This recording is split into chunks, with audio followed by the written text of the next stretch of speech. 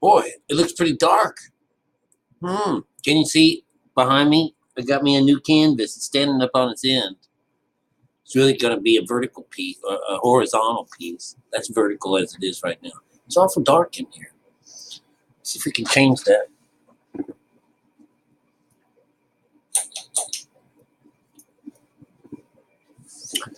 Ugh, maybe a little bit. I will. I thought we would do a couple more of these things with the gospel for the children. You know, the infancy gospel. Um, well, what would be really cool is for you to understand that all of this stuff happens inside of us. This paradise, this neighborhood that he's living in and doing all this stuff in, he's a child, is heaven. And so it's the paradise that God talks about at the very beginning. And even Jesus tells us about having to come to him as children, and that he looks at these places as heaven as being full of children. And of course, the first nine that we talked about here was actually him going through all the motions from the very beginning when he's playing with the waters and separating them and stuff like that, to somebody coming in and messing it up, this outside character, him smiting him, taking all of his, making him wither. These are these curses. You remember, we've all came into this world without God. And unbeknownst to us, we had to go find him.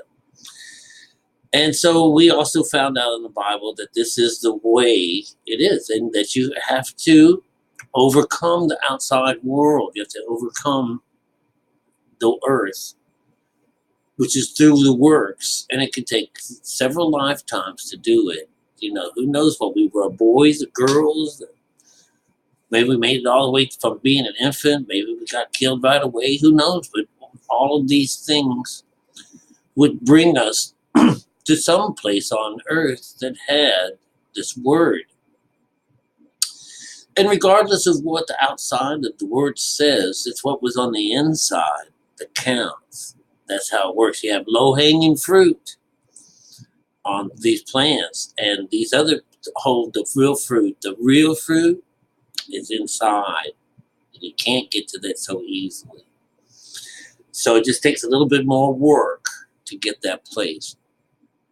So we are finding that Jesus can do these miracles, but in reality, bringing someone from death is really just bringing them from being disconnected. That spiritual death can be changed. And if you knew that all you had to do that was to become a little more disciplined and learn a little bit about, meditation and how to connect mom and dad together. All right. And so with these first nine brings about, the numbers of the consciousness. And you'll find that on sixes, of all these sixes, is where they introduce a teacher. We have another couple of teachers to come about in the rest of these stories, but they'll come about on a six again, because this is where teaching comes in. This is where the people are gathered along the shore. It's when Jesus speaks to them, brings them all together on the shore. It's the gathering, which is on the sixth. And because remember, the water that you go out in that's the spiritual side, and there's a lot of work on this side. They said in the Tao, they said there's a lot of people running up and down the shoreline, but they're not getting on the other side. But anyways, I did a whole lot of writing, so I'm going to go ahead and take a couple of these out. They're introducing a new story on 10, because that'd be a new one, a brand new one. And of course, it says, after a few days, a certain young man was cleaving wood in the neighborhood. The axe fell and cut asunder his sole of his foot. And losing much blood, he was at the point to die. So in this cleaving process, remember this would be Peter's job. Remember, he's the one that holds the sword, cuts the ear off of this guy in the last little stories we were talking about. He's the cleaver, cuts you in half, Because at first you have to separate, because you're really putting down the body. Remember when Jesus is up on that roof playing with another kid? That one fell off the roof and died. And he says, I didn't do it. And woke him up. And the guy says, he didn't do it, but you sure raised me up. So this is just beautiful talk when it comes down to symbolism about being alive, then being dead, and then being alive again. All right. So there was some tumult and stuff like that, and Jesus came and grabbed that foot of the young man, and straight away he was sick, he was healed. And he says, well, go on, keep on separating yourself. Remember me. A little bit later, he does this with a woman whose little baby had died, and he's little child, wake up, and this whole idea is that's what he does. Is the way the story goes is Jesus delivers us to his mother. So in the last parts of these stories, let's see, on number 11, it talks about when Jesus was 6 years old. So everything that we've talked about so far has been fine.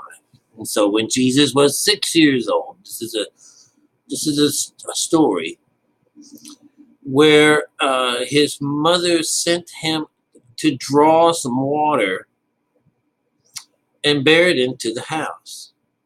He gave him a pitcher, but he pressed the pitcher. He struck it against another, and the pitcher was broken.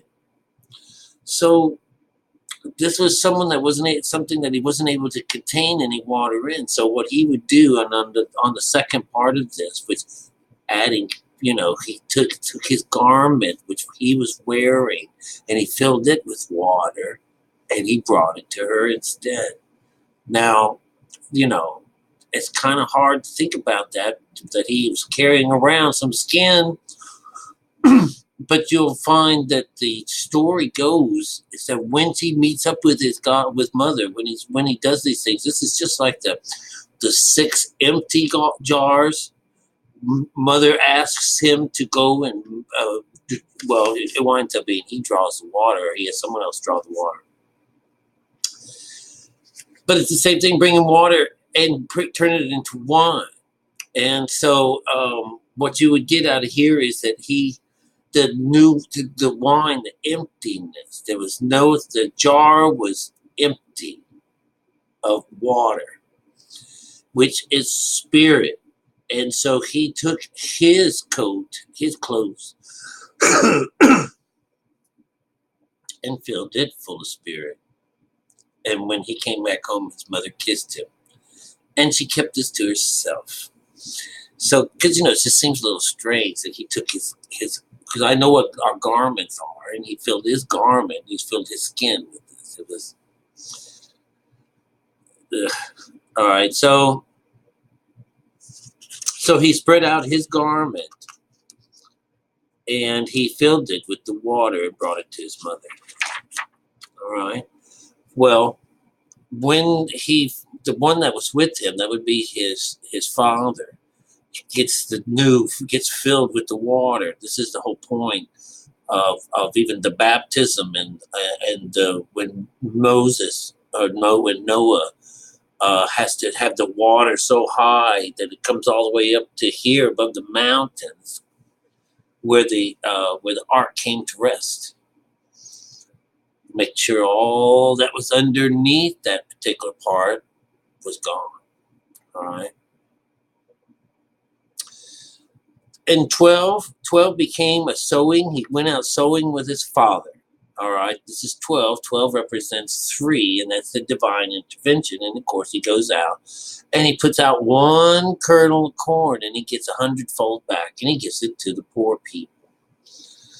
All right. So this is what it means. This is what 12 is. 3 intervention. If you go about this, like if you can read these words, and if you can hear them and hear them, see them, and understand them, those are the 3 that get you into this, into this frame of God. So it's the 3, it's the intervention. And he's, and his idea here is that he plants a seed and he gives it to poor people. I was the poorest person on earth before I sowed these seeds correctly, learned what they said, learned how to sow that seed, and I went from a poor person to the richest person on earth, just that fast. That's how it works. All right. Of course, I got nothing to show for it, but a smile and being happy,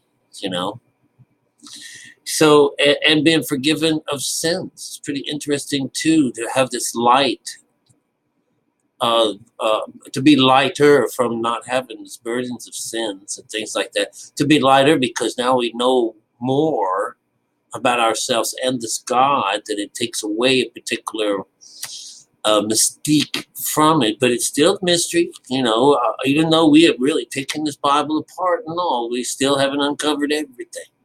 But the directions and how this works, there's no changing that. It's so mechanical. It's beautiful. So here again on number 13, which becomes a 4, he's now talking with his father. What his father does is he's a carpenter, works with his hands. And at this particular plate, what he's doing is he's making plows, and he's making these like a bit, some kind of a bit. So that's what he's doing, So it's just, the plow is the whole idea behind meditation. And for what the male is supposed to do is to till the field. So he's out there tilling the field. That is, sowing seeds. He's damn. He's a husbandman. That's what Jesus' father is. So he's the guy who's a farmer, takes care of things. He tills the land. This would be the same idea as of the Adam and Eve's sons as being Cain. Cain tills the fields, and Abel takes care of the sheep. So it's taking the physical and spiritual is how that's working. All right, he's the brother, and Cain kills his brother. So this was all right. Now, okay, you killed your brother. You don't have no. There's no connection to God for you. You're cursed from all that. So what he gets in here, this is 14. It's about worlds. What happens? He's been asked to make some kind of a bed. He cuts one piece of wood, which is the center parts of this, and cuts one of the pieces of wood too short. And the son Jesus says, well, why don't you just put them side by side? Laid them side by side, and he reached in there and grabbed hold of the end of it, pulled it that extra whatever, to bring things even. So this is another type of situation where you're trying to make, well, in one of the stories we heard that one of the horns is bigger than the other. So you'll know that this idea of the strength and this being, the Kundalini, and that with his help, he was able to make even, all right? And that's Israel, all right? And peace of mind. Okay, and so what will we get next? We get 14, which is a 5, the body. And let's see, but when Joseph saw the understanding of the child and his age, how he was coming into the full, he thought of himself again, and that he should not go ignorant of letters. So he went to a teacher says, I will teach him Greek letters and I will teach him Hebrews and whatever. All right. For the this teacher knew the skill of this child and was afraid of him at the same time. But notwithstanding, he wrote the alphabet. And Jesus pondered there for a long time and answered him not. On 2, we get, and Jesus said unto him, if thou be indeed a teacher, and thou knowest letters well, tell me of the power of Alpha, and then I will tell thee of the power of Beta. And the teacher was provoked and smote him on the top of his head. And the young child was hurt and cursed him. And straightway he fainted and fell to the ground on his face. And then 3. And the child returned unto his father's house of Joseph, unto the house of Joseph. And Joseph was grieved and commanded his mother, saying, let him not far from the door. For all them die who provoke him to wrath. All right, so we're getting this idea that don't let him out the door. Everyone he does anything to, they die. It's just terrible. All right, so what are we getting in next to 15? This is the 6th. All right, and so there's another teacher. This is the other teacher showing up. And bring the child to me to school. Peradventure, I said I may be teach him the letters. Joseph said, and let's see, all right, so he's already gotten one guy. He brought someone in, so he's got to, I think he has to kill like 5 people because these are people that are trying to teach him of the outside world. He'll have nothing to do with it. You know, he knows already what's going on outside. He's telling them, I'll show you what's going on inside. That's why he's going to talk about beta, you know, this idea of dropping beta. I'll tell you what comes on after that.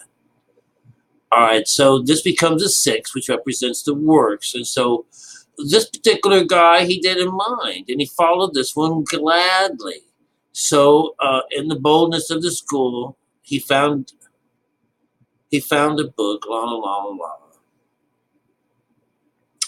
And he began teaching in some kind of synagogue. He just started teaching from a book that he had found. And 3, and when Joseph heard it, he was afraid.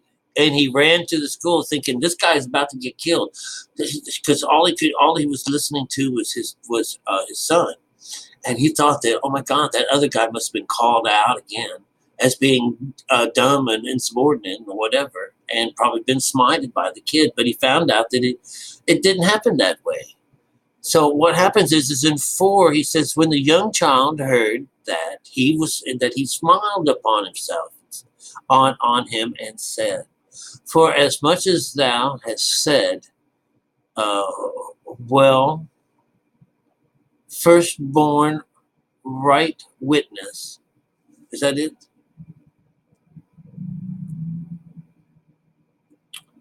For my sake shall he also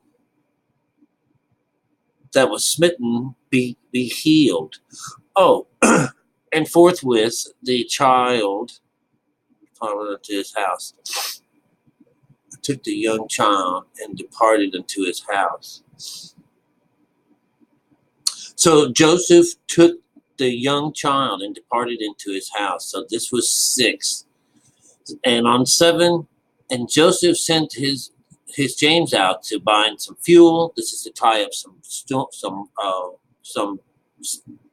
wood for the fire. He sent Jesus out to help him.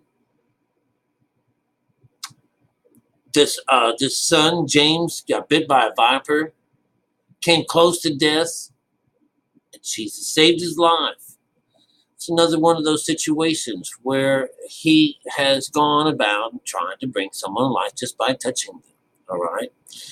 And so when we get out of this is that this is a whole nother story, a bunch of people. And by the time he got to the seventh one, well, they're talking about six, everyone, when they saw that was going on, they all departed from the house. Joseph and Jesus went into his house. So that part was over. But when it comes down to the seventh, Joseph sends his James out to bind some fuel. And while he's out,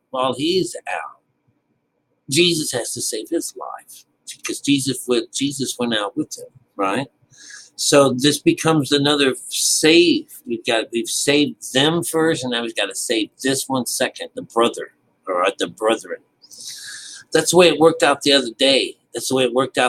Because he went first. He says, I have to go first. And then second is you coming in. And so his second part was when he was on the shore. Jesus is representing, being ashore. And now this is the outside. And he yells out to the kids in the boat, you got anything to eat, And so they were all children. So he had to come to them second. And of course, they tossed the nets over to the right side of the boat, picked up 153 fish, which makes 9, a high 9, with a right-hand reference. It's just beautiful.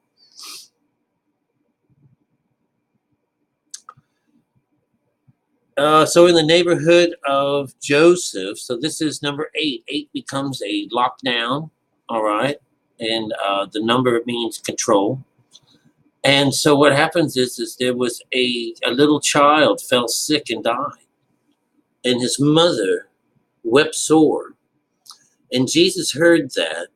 And there was a great mourning and troubled. And he quickly found the child dead. And he touched the breast and said, I say unto thee, child, die not, but live, and be with thy mother. And straightway he looked up and laughed, and said to the woman, and he said to the woman, take him up and give him some milk, and remember me. 8. And then 2 of that particular part says, and the multitudes that stood by and saw it were marveled and said, oh, the truth that this young child is the living God and an angel. And they went on to bless her. Are you the mother of this child? So you'll find that, because he takes us and baptizes us with the Holy Ghost, and that represents mom. So the last parts of these stories here are about the meeting up with mom and making everything solid. This number 19 at the end represents a 1. And we forgot another. There's 18. We went over 18, which is 9. And it was about a building. And some guy was found dead. And they touched this man, and he actually brings this guy to life. So it's another 9, bringing a man to life. All right, to bring him from dead. This is the idea of creating the connection between him and God. So the final one, number 19, is when he was 12 years old. So when he was 12 years old, this story shows up here. It says, I thought they was with the brethren. They went for it. They were going into Jerusalem. And when they go to Jerusalem, they lose him. They lose him for 3 days. And where does he wind up? But in his father's house preaching. And he says to the woman, he says to his mom, I'm certainly you knew that I was going to be in my father's house. All right. He's been with Joseph in this house all through these stories, the entire time. This is Joseph's neighborhood. This is Joseph. And this is the son of Joseph. All right. So anyways, I just thought you'd love to hear a little bit more about the childhood of Jesus. It's more of the same. He talks like a regular old, grown up in here. But of course, he's 5 years old, then he's 6 years old, and then he's 12 years old. And it's just really cool. how all these little stories still came down to him's the Kundalini, the situation where this is. I said to someone the other day that this the Kundalini, our chakra system, is the backbone to the Bible. It certainly is. It is in every word. It is in every part, from beginning to end. All right. So, anyways, I just want to talk to you about those things, and put some effort into all that. Some effort getting something out of all that shit I put into it. And I thoroughly know that there's only a few people that are even catching on. Maybe, I don't know. I know at least two. But I don't care. It's all for just us few, the few. It's just interesting. I think people are beyond this, like, think on shit, once you find the truth to things. But people just don't want to know the truth on nothing, not at all. All right, well, anyways, that's the end of that. If I can find any more things about Jesus' childhood, but can't, I'll bring them up. But this could have just stayed in the book. Instead, it could have, sure could have. We would have had a little inkling as what happens when he's a youngin'. But in reality, this doesn't tell us what happened to him when he was 5, 6, 8, and 9. It's sticking with the code. It's what happens when we send him to do the job that we sent him to do. Our beautiful messenger. All right, well, good night to you. I'll see you tomorrow.